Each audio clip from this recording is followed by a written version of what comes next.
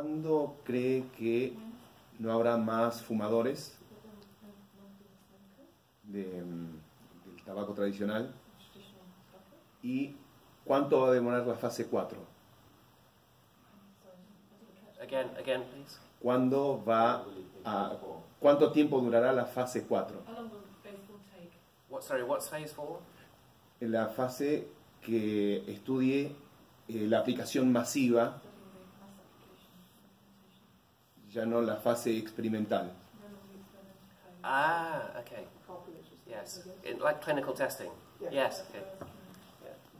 Okay. Let me pick that last question up first.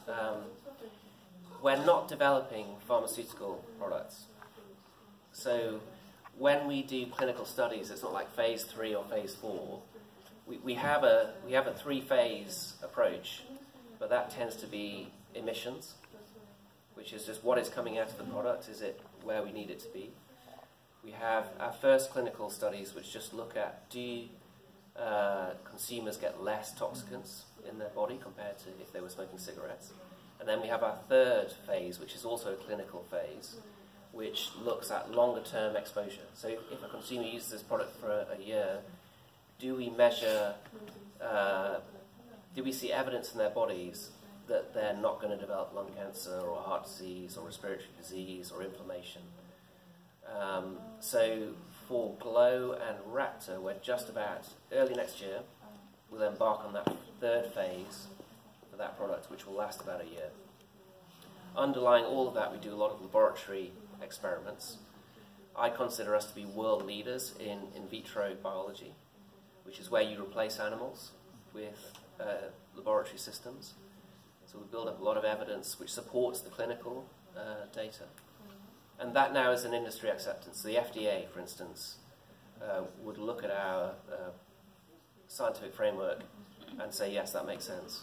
Or our main competitors work exactly the same way. It's now an industry standard. So it's a bit different to the pharmaceutical phase 1, phase 2, phase 3, phase 4. Now, when you ask, when do I expect there to be no smokers? Look, I don't think, if I look back at the history of tobacco use over centuries, no product has ever completely disappeared. So smokeless tobacco in 1900, so oral tobacco that you put in your mouth, was about 90% of the tobacco consumption in the world, 95%. Today, it's about 5%. So it didn't disappear altogether. I suspect that with cigarette smoking, the same will happen. So maybe at the end of the next century, you will still have a few people smoking cigarettes.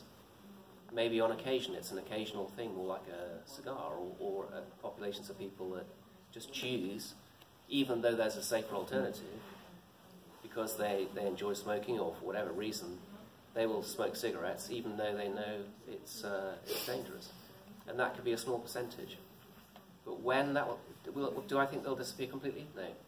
But I think it will be small. And when will we get to that point? Sometime this century.